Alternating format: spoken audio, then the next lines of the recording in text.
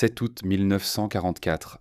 Un jeune parachutiste allemand, appelons-le Hans, son vrai nom n'a jamais été consigné, se plaque contre la terre d'une haie normande, les doigts crispés autour d'un Panzerfaust. Il a rejoué cette scène 100 fois dans sa tête. Le char américain descendra le chemin. Il attendra qu'il soit à 40 mètres. À 40 mètres, même une main qui tremble ne rate pas. L'engin flambera.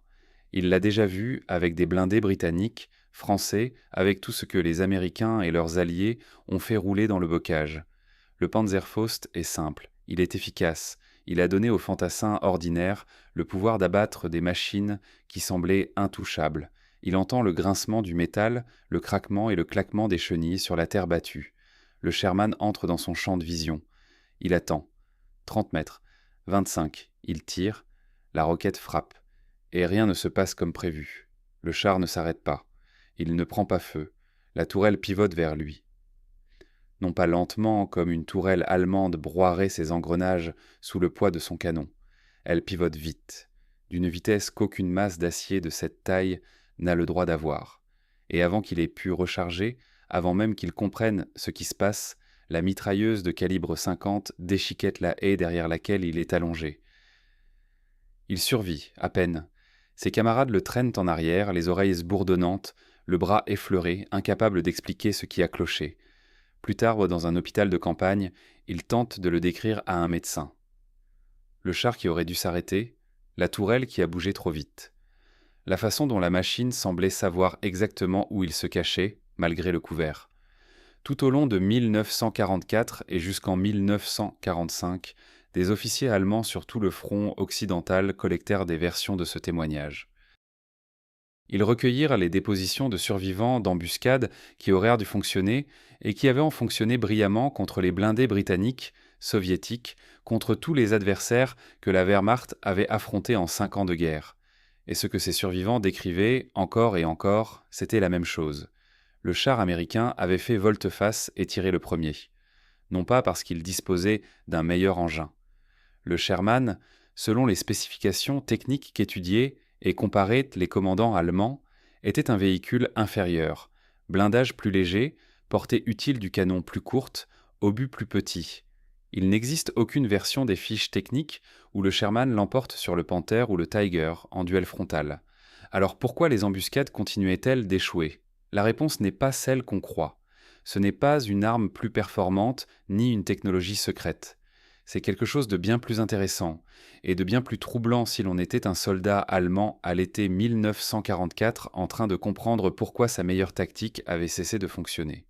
Voici l'histoire de comment les équipages américains ont transformé le Sherman, un char qui brûlait trop facilement, en une machine presque impossible à prendre en embuscade. Non pas en le rendant plus robuste, mais en le rendant plus intelligent. Et les changements qui ont rendu cela possible ont commencé par un problème si embarrassant que l'armée américaine a à peine admis qu'il existait. Première partie, le terrain idéal pour les tueurs. Pour comprendre pourquoi ces embuscades finissaient par échouer, il faut d'abord comprendre pourquoi elles réussissaient si bien.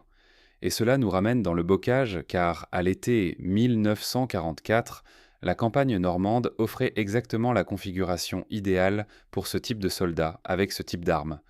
Fermez les yeux. Vous êtes à l'intérieur d'un Sherman. Vous ne voyez pas grand-chose. C'est la vérité fondamentale du combat blindé que les films et les documentaires échouent invariablement à restituer. Quand un char est bouclé, écoutille fermée, équipage scellé à l'intérieur, le chef de char est pour l'essentiel aveugle. Sa visibilité se réduit à d'étroits périscopes dont l'angle de vue combiné ferait rire un fantassin debout en plein air. Il ne voit pas le paysage, il en voit des tranches. Maintenant, entourez ce char de haies, pas les haies douces de la campagne anglaise. Les haies normandes, ce sont 80 cm de terre tassée surmontée de 5 mètres de racines enchevêtrées et de végétation dense. Elles forment des murs, des couloirs. Elles canalisent tout, chaque route, chaque chemin, chaque axe d'avance possible, en ligne fixe et prévisible. Vous ne traversez pas un terrain, vous progressez dans un labyrinthe dont vous ne pouvez voir par-dessus les murs. Et chaque virage de ce labyrinthe est un point d'embuscade parfait. Le général-lieutenant Richard Schimpf, commandant la 3e division de parachutistes sur le front de Saint-Lô, nota en juillet 1944 que ces hommes avaient surmonté leur peur des chars avec une remarquable rapidité après les premières semaines de combat dans le bocage. Ces parachutistes, sans formation formelle comme chasseurs de chars, rampant jusqu'au Sherman et les neutraliser au corps à corps. Le Panzerfaust, cette roquette à usage unique et bon marché, avait une portée efficace de 40 à 60 mètres. Dans le bocage, 60 mètres, c'était une éternité. On voyait le char bien avant qu'il puisse vous voir.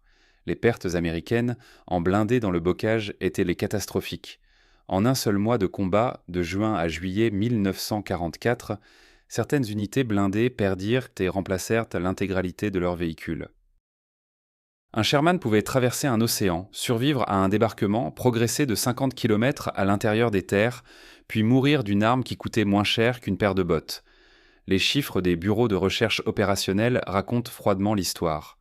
Les roquettes anti-chars allemandes, Panzerfaust et son cousin plus lourd, le Panzerschreck, représentaient environ 10% des pertes de chars américains en Normandie. Ce chiffre semble gérable, jusqu'à ce qu'on se rappelle ce qu'il représente en vies humaines. Chaque char détruit comptait un équipage de 5 hommes, et ces armes étaient responsables d'une proportion disproportionnée des pertes parmi les servants, 21%, parce que lorsqu'elles frappaient et d'une façon qui rendait l'évacuation difficile. Mais voici ce que ces pourcentages dissimulent, ce ne sont pas les armes qui gagnaient, c'était le terrain. Le bocage donnait à l'infanterie allemande quelque chose qu'elle n'avait nulle part ailleurs sur le front occidental.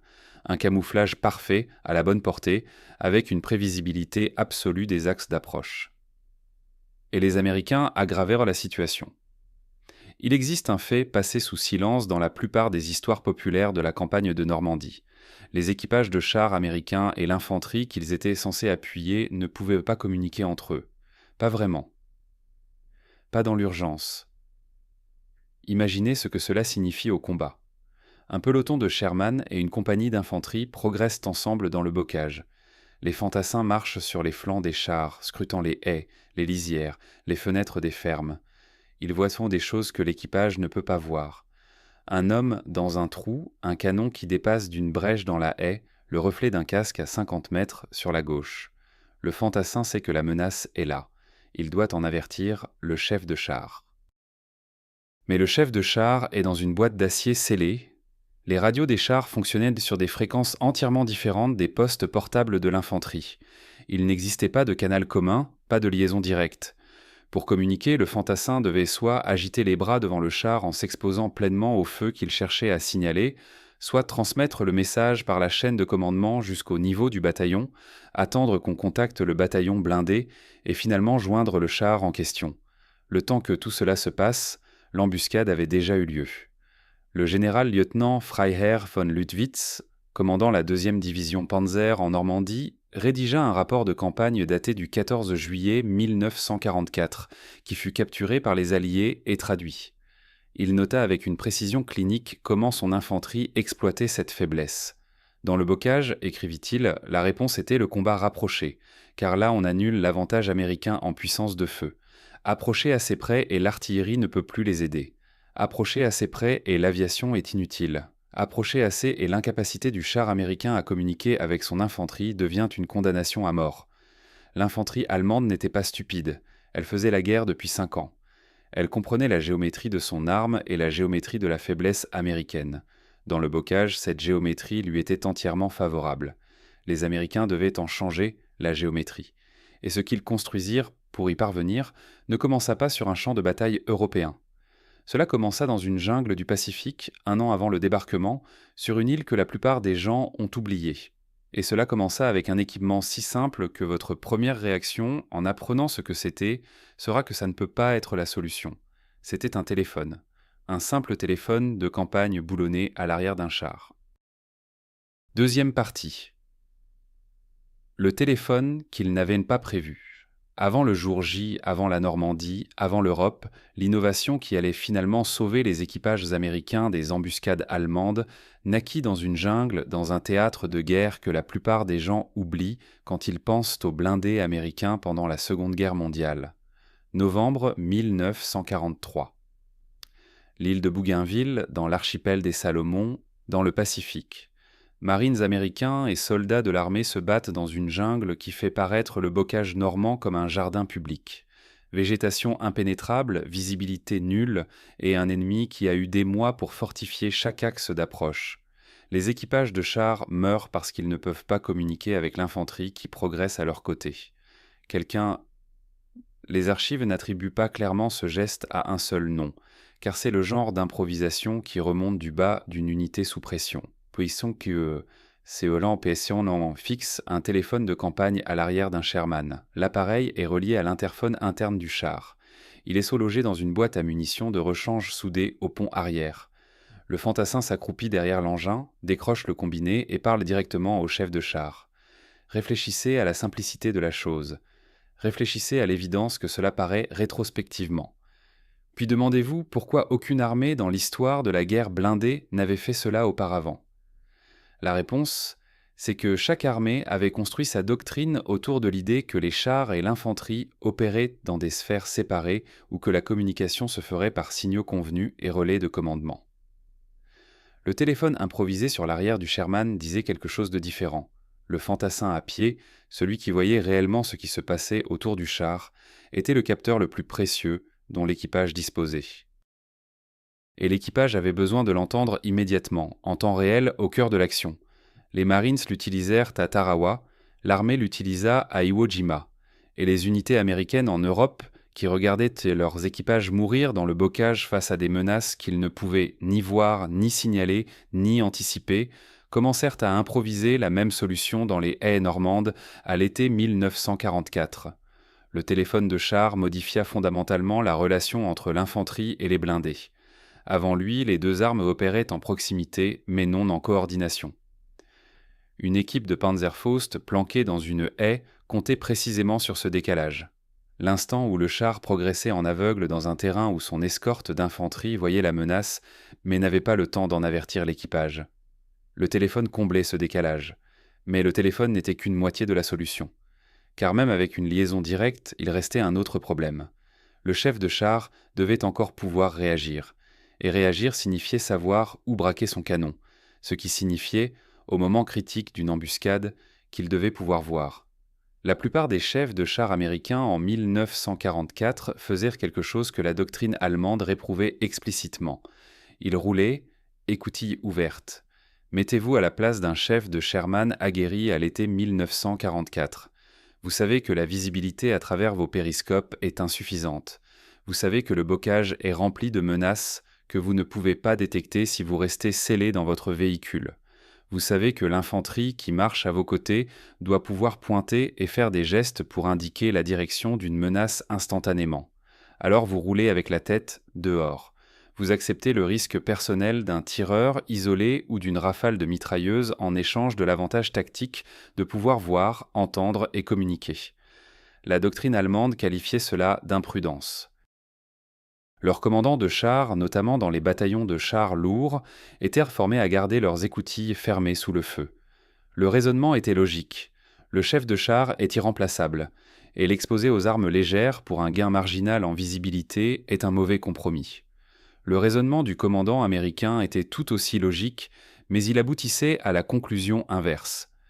L'avantage qu'il tirait de sa visibilité, sa capacité à coordonner en temps réel avec son escorte, valait davantage que la protection d'une écoutille fermée. Parce que, si son infanterie ne pouvait pas l'avertir, il était exposé à quelque chose qu'aucune écoutille ne pouvait le protéger. Le sergent-chef Joseph Bromberg, de la 2e division blindée, combattit à travers la France tout au long de l'été et de l'automne 1944. Il dirait par la suite qu'il se sentait toujours plus en sécurité avec de l'infanterie à ses côtés qu'avec un autre char à proximité. Il portait des bazookas, il pouvait voir des choses. L'infanterie était heureuse de nous voir et nous étions heureux de les voir. Ce n'était pas de la camaraderie, c'était une philosophie tactique forgée dans les mêmes leçons difficiles qui avaient produit le téléphone sur le pont arrière. Le char avait besoin d'yeux qu'il n'avait pas. L'infanterie avait besoin d'une puissance de feu qu'elle ne pouvait déplacer assez vite. Ensemble, chacun couvrait ce dont l'autre ne pouvait se passer. À partir d'août 1944, cette combinaison, la liaison vocale directe, le chef de char à l'écoutille ouverte, l'escorte d'infanterie surveillant le terrain que l'équipage ne voyait pas, était en train de changer les probabilités de l'embuscade classique dans le bocage. Les équipes de Panzerfaust le remarquaient. Leurs tirs touchaient encore, mais la suite était différente désormais. La mitrailleuse pivotait plus vite qu'elle n'aurait dû. L'escorte d'infanterie, au lieu de se disperser, commençait à manœuvrer pour déborder. L'appel d'artillerie arrivait avant que l'équipe d'embuscade ait fini de se replier. Le téléphone et l'écoutille ouverte expliquaient une partie de cela, Simon, mais pas tout. Car il se passait quelque chose de mécanique à l'intérieur de cette tourelle qu'aucun soldat allemand n'avait été formé à prendre en compte. Quelque chose qui transformait un premier tir manqué d'une déconvenue tactique récupérable en sentence de mort. Troisième partie, 15 secondes et le prix d'un raté. Voilà ce que tout le monde sait à propos du Sherman face au Panther ou au Tiger en combat direct. Le blindage frontal du Panther est de 80 mm incliné à 55 degrés. Résistance effective équivalente à plus de 100 mm de plaque verticale. Le canon de 75 mm du Sherman ne peut pas le percer à la plupart des distances de combat. Le canon de 75 mm du Panther peut percer le blindage frontal du Sherman à 2000 mètres, près du double de la portée à laquelle le Sherman peut menacer le Panther. Sur le papier, ce n'est pas une compétition, c'est une moisson. Voilà ce dont très peu de gens parlent. La tourelle du Panther, au régime standard du moteur, nécessitait environ 46 secondes pour effectuer une rotation complète de 360 degrés. À des régimes plus bas, ce temps dépassait la minute. La tourelle du Tiger, le char lourd allemand le plus redouté en France, nécessitait 60 secondes pour accomplir un tour complet au régime de combat. Dans des conditions normales, davantage encore. La tourelle du Sherman, animée par un moteur de rotation hydraulique, effectuait une rotation complète de 360 degrés en 15 secondes. Arrêtez-vous sur ce point. Il faut 60 secondes à un Tiger pour faire pivoter son canon à 180 degrés. Il en faut 15 au Sherman. Dans le temps du combat, le temps de tirer, de recharger, de réajuster et de tirer à nouveau, ceci n'est pas un avantage marginal. C'est un avantage catégoriel. Mettez-vous maintenant dans la peau d'un équipage de Tiger en position d'embuscade. Votre blindage frontal est impénétrable à presque toutes les distances où un canon américain peut vous atteindre. Votre canon peut tuer n'importe quoi que les Américains possèdent à des portées où ils ne peuvent pas répliquer efficacement. Vous avez attendu que ce Sherman arrive au tournant du chemin. Vous avez calculé votre tir. Vous avez l'angle parfait et la distance parfaite. Vous tirez et vous ratez. Le 13 juin 1944, près de Villers-Bocage, un Tiger en position d'embuscade détruisit 14 chars britanniques et plusieurs autres véhicules en environ 15 minutes. L'Obersturmführer SS Michael Wittmann, l'as blindé le plus décoré qu'ait produit l'Allemagne, exécuta l'une des embuscades à un seul véhicule les plus dévastatrices de l'histoire de la guerre blindée. Son Tiger était essentiellement invulnérable à tout ce que les Britanniques pouvaient lui opposer aux distances où il combattait et son canon était absolument meurtrier. Le succès de Wittmann n'était pas un coup de chance.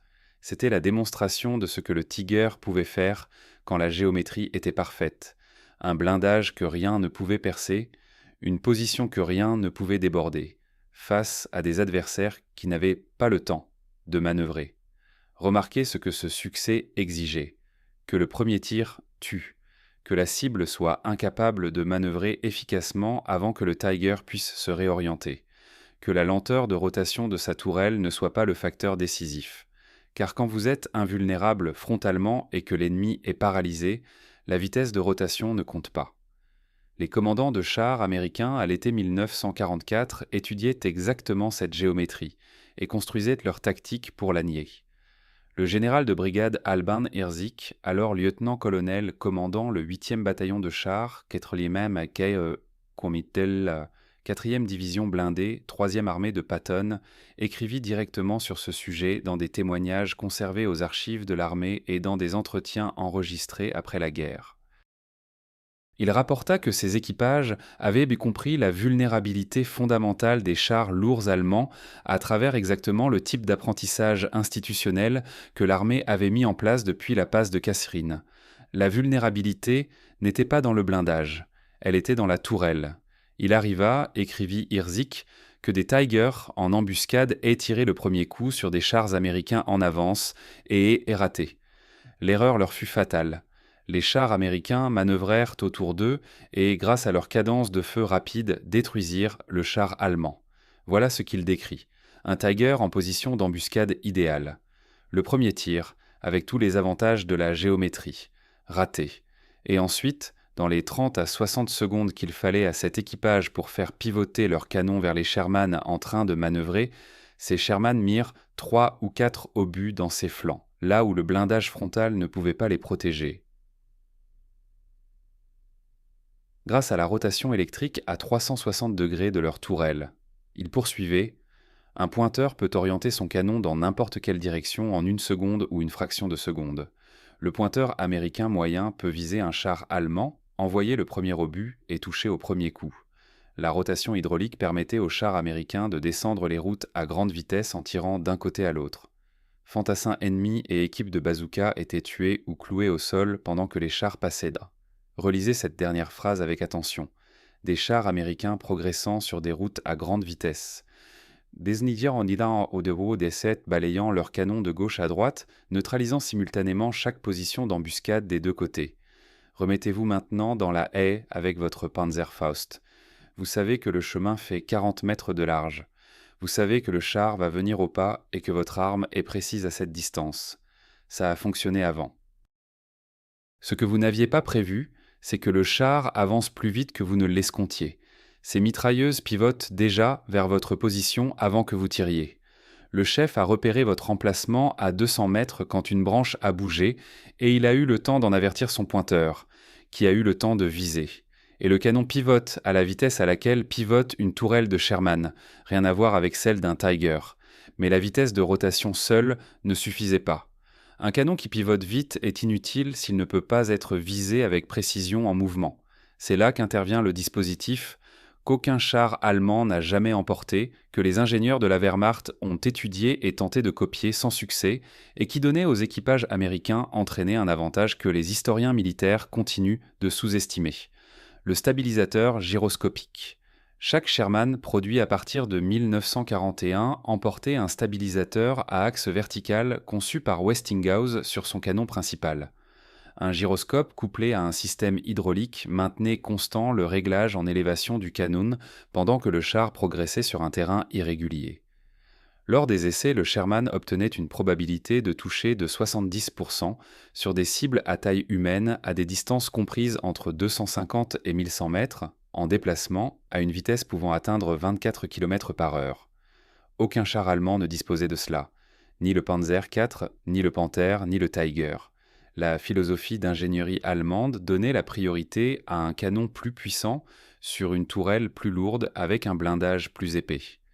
L'idée de devoir tirer avec précision en mouvement était secondaire par rapport à celle de pouvoir tuer n'importe quoi à portée maximale depuis une position préparée.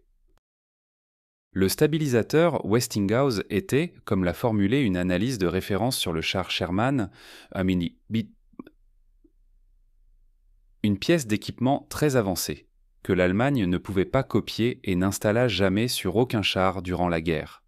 Les fantassins allemands survivants, qui décrivaient des chars qui réagissaient trop vite, n'exagéraient pas. Ils décrivaient la physique d'un système qu'ils n'avaient jamais rencontré auparavant. Rotation rapide de la tourelle, tir stabilisé en mouvement, chef de char à l'écoutille ouverte observant le terrain invisible au périscope, infanterie reliée par liaison vocale surveillant les abords du char.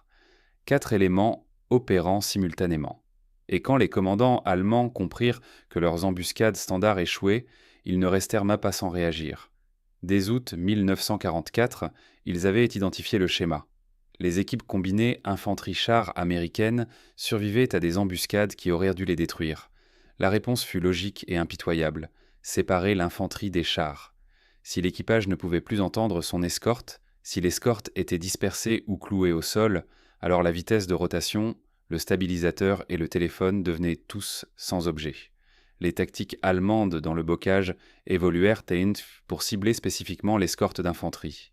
Équipe de mitrailleuses positionnée pour balayer les flancs des axes d'avance américains.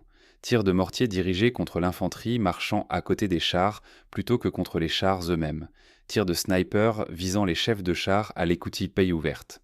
Et ça marchait.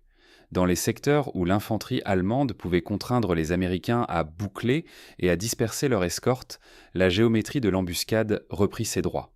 Les pertes américaines, en blindés dans certains secteurs du bocage, repartiront à la hausse fin juillet et début août. Mais voici ce que les Allemands ne pouvaient pas inverser, quelle que soit la qualité de leur contre-tactique.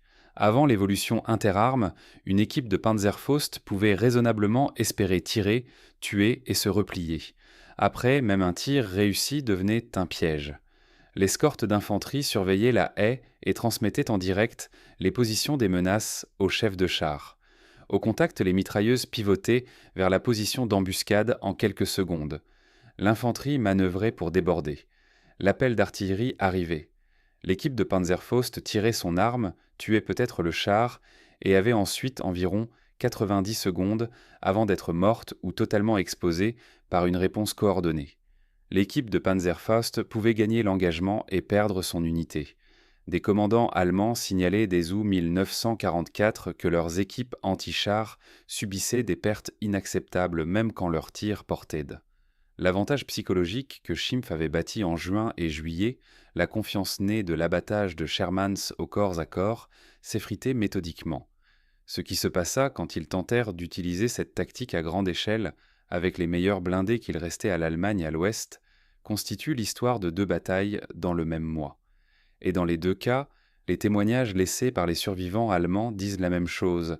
Les Américains savaient déjà qu'ils arrivaient. 4e partie. Le jour où la géométrie se brisa 7 août 1944. Opération Lüttich. Le grand coup personnel d'Adolf Hitler. La contre-attaque conçue pour couper dans le filet la percée de la 3e armée de Patton. 8 divisions, Panzer et Panzer grenadiers, environ 200 chars, Panther, Tiger, Panzer IV, parmi les meilleurs blindés qui restaient à l'Allemagne à l'ouest, concentrés près de la ville française de Mortain. Le plan. Percer les lignes américaines, foncer vers l'ouest jusqu'à Avranches et sectionner les lignes d'approvisionnement de toutes les unités américaines qui avaient percé dans le bocage au cours des 2 semaines précédentes.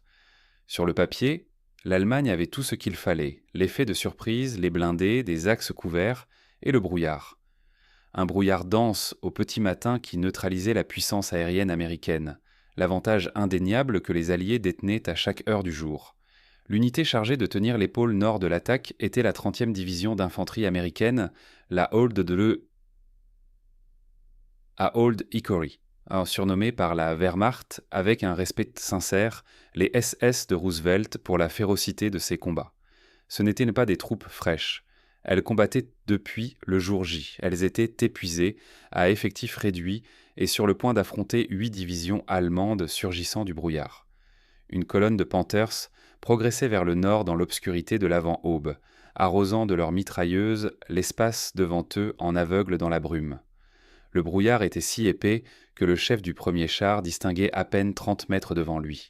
Il s'enfonçait dans ce qui devait être un flanc américain légèrement défendu. Un obus anti-char américain, venu d'une position invisible, frappa le Panther de tête. Le char s'arrêta. Un véhicule de récupération s'approcha de la coque fumante pour l'évaluer et essuya des tirs. 3 membres de l'équipage du Panther démontèrent pour examiner la situation. Un fantassin américain, armé d'un bazooka, tira dans le groupe. 2 autres chars immobilisés furent expédiés avant que la colonne allemande ait pu s'organiser pour réagir. Ce que cela décrit n'est pas un coup de chance.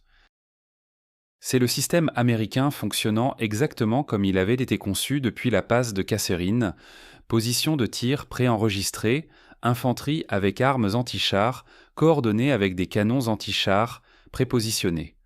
Le brouillard qui était censé protéger l'avance allemande aidait ici les Américains, car leur position avait été préparée avant que le brouillard ne se lève, et les Allemands s'y engouffraient en aveugles.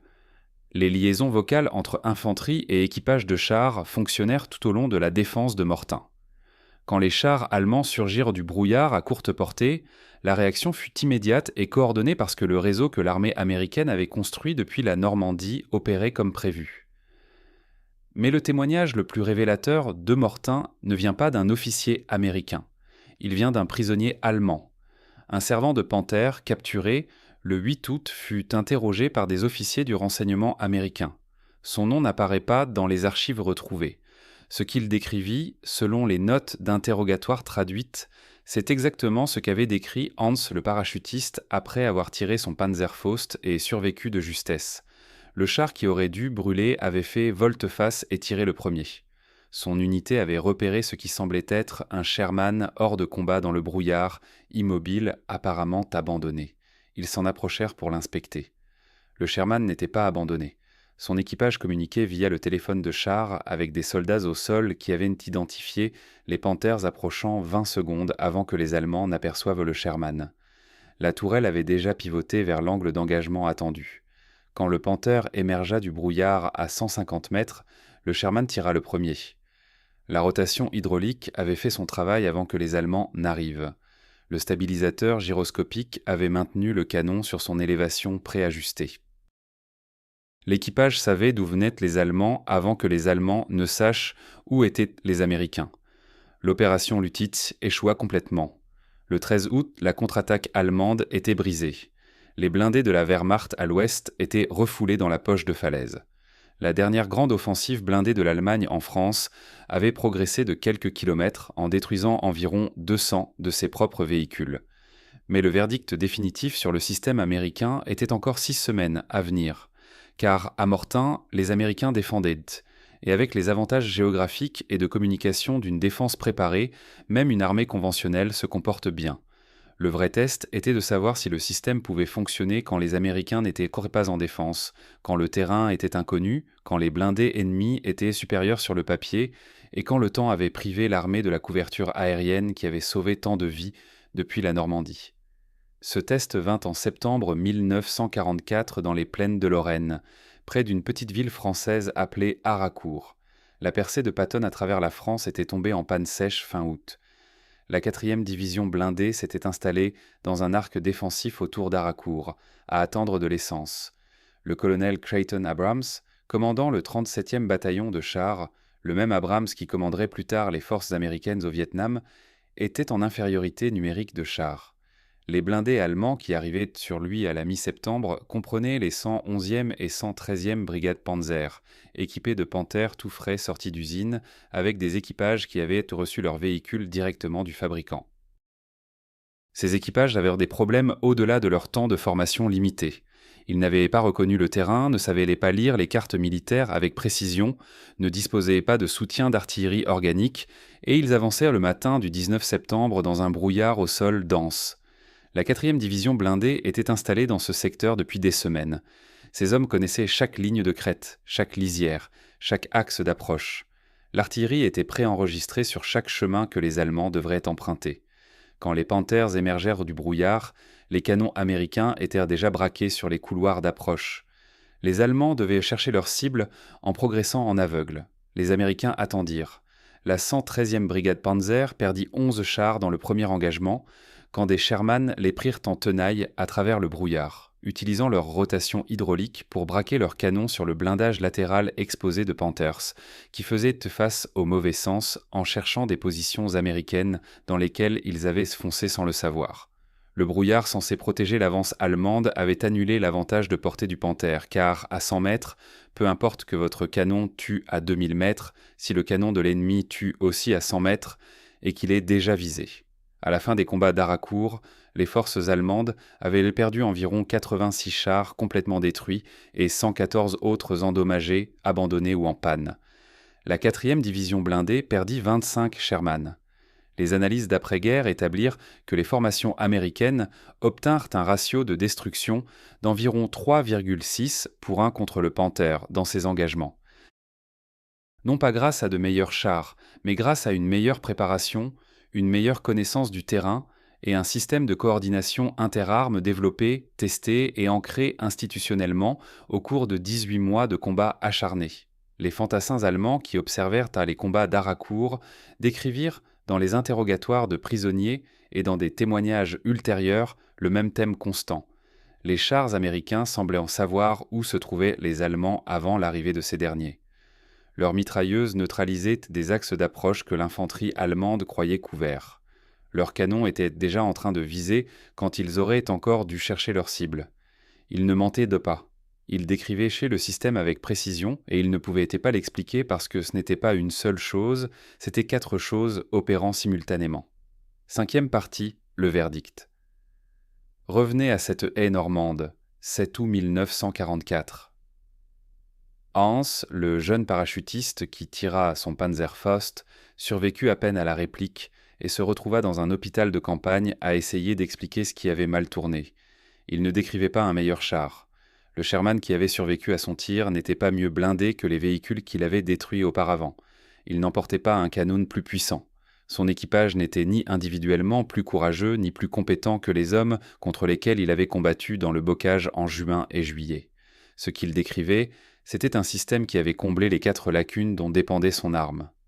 L'écart entre ce que l'équipage du char pouvait voir et ce que son escorte d'infanterie pouvait voir, comblé par un téléphone sur le pont arrière et un chef de char à l'écoutille ouverte. L'écart entre le moment où un canon allemand tirait et celui où le canon américain répondait, comblé par une rotation hydraulique capable de faire pivoter le canon d'un Sherman d'un côté à l'autre de la route en 15 secondes, contre 60 pour un Tiger. L'écart entre un char en mouvement et un tir précis, comblé par un stabilisateur gyroscopique qu'aucun char allemand n'emportait et qu'aucune équipe d'ingénieurs allemands ne réussit à reproduire pendant la guerre. L'écart entre une embuscade qui fonctionnait une fois et une embuscade qui fonctionnerait encore le lendemain, comblé par une doctrine de coordination infanterie blindée qui rendait chaque tir de Panzerfaust plus dangereux pour l'équipe qui l'avait tiré que pour l'équipe qui l'avait reçu. Le système ne rendit pas le Sherman invulnérable. Des chars américains continuèrent de brûler. Des équipages continuèrent de mourir. Le Panzerfaust resta une arme mortelle entre des mains habiles jusqu'au dernier jour de la guerre. Des embuscades isolées continuèrent de réussir tout au long de la campagne. Mais la plainte des fantassins allemands selon laquelle les chars américains étaient impossibles à prendre en embuscade n'était pas littéralement vraie. C'était une description de probabilité, c'était la description de ce qu'on ressentait à l'échelle du soldat individuel de déployer une tactique contre un adversaire qui avait spécifiquement conçu un système pour la contrecarrer. Le Tiger et le Panther avaient été construits pour gagner des duels de chars à longue portée depuis des positions préparées. Le système construit par les Américains avait été conçu pour nier ces positions préparées, pour réduire les distances d'engagement où le blindage du Panther était décisif, pour réagir plus vite que le modèle de rotation allemand ne le permettait et pour maintenir l'infanterie et les blindés en communication permanente afin qu'aucun des deux ne soit jamais contraint d'agir en aveugle. Voici le bilan final. L'armée américaine arriva en Europe en 1942 et 1943 sans rien de tout cela. Le téléphone de char n'existait pas. La doctrine de l'écoutille ouverte n'avait pas été élaborée. Le problème d'incompatibilité des fréquences radio entre chars et infanterie n'avait pas été résolu. Les leçons du stabilisateur gyroscopique n'avaient pas été transmises aux équipages qui en avaient des besoins. En septembre 1944, toutes ces lacunes avaient été identifiées, étudiées, improvisées et ancrées dans la façon dont les blindés américains combattaient, non par des généraux rédigeant des doctrines depuis leurs états-majors, par des chefs de chars qui roulaient à l'écoutille ouverte parce que l'alternative était pire, par des fantassins qui bricolèrent des téléphones de campagne dans des boîtes à munitions dans une jungle du Pacifique parce que quelqu'un devait résoudre le problème et que personne d'autre n'allait le faire, par la machinerie institutionnelle d'une armée qui avait décidé de traiter chaque échec comme une information et chaque solution comme quelque chose à diffuser à toutes les unités qui en avaient besoin. Le général de brigade Albin Herzig, qui commanda le 8e bataillon de chars à travers la Normandie, la relève de Bastogne et jusqu'en Allemagne, vécut jusqu'à 101 ans. Il mourut en septembre 2018.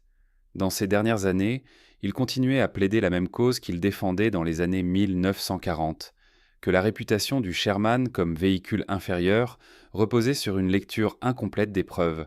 Les chars allemands étaient supérieurs dans certaines catégories techniques. Le système américain était supérieur dans les catégories qui déterminaient qui survivait. Il avait raison. Et les fantassins allemands qui survécurent à la contre-offensive de Mortain, aux combats d'Haracourt et aux embuscades qui cessèrent de fonctionner dans le bocage à partir d'août 1944 le savaient. même s'ils n'avaient pas le vocabulaire technique pour l'expliquer. Ce qu'ils dirent dans les interrogatoires de prisonniers, les rapports de campagne et les lettres chez eux, que certains ne vécurent jamais à expédier, étaient plus simples. Ils dirent maintenant que les chars américains semblaient savoir où vous étiez avant que vous ne bougiez. Ils dirent que les canons pivotaient trop vite. Ils dirent que les chars qui auraient dû brûler ne cessaient de faire volte-face et de tirer les premiers. Ils décrivaient un système. Ils n'avaient pas de mots pour le désigner. Hans, dans cet hôpital de campagne en Normandie, ne survécut probablement pas à la guerre. Les archives de la 3e division de parachutistes pour août 1944 sont remplies de noms qui n'apparaissent dès dans aucun document postérieur. Mais ce qu'il vécut dans ce chemin du bocage, le char qui pivota trop vite, la mitrailleuse qui balaya la haie avant qu'il puisse recharger, le blindé qui continua d'avancer quand il aurait dû s'arrêter, n'était ni un accident, ni un miracle, ni le caprice du hasard au combat. C'était le résultat de 1000 décisions prises par des hommes dont aucun monument ne conserve le nom, qui regardèrent un problème en face et refusèrent d'accepter qu'il fût permanent. Un homme, dans une jungle du Pacifique, qui câbla un téléphone à une boîte à munitions. Un chef de char qui décida que le risque de rouler à l'écoutille ouverte valait l'information que cela lui procurait. Un ingénieur chez Westinghouse qui conçut un gyroscope que les usines allemandes ne purent reproduire. Et 10 000 membres d'équipage qui s'étaient entraînés assez longtemps avec leur infanterie pour développer le langage raccourci d'hommes qui confient leur vie les uns aux autres. Le char américain n'était pas impossible à prendre en embuscade. Mais le système bâti autour de lui, c'était autre chose.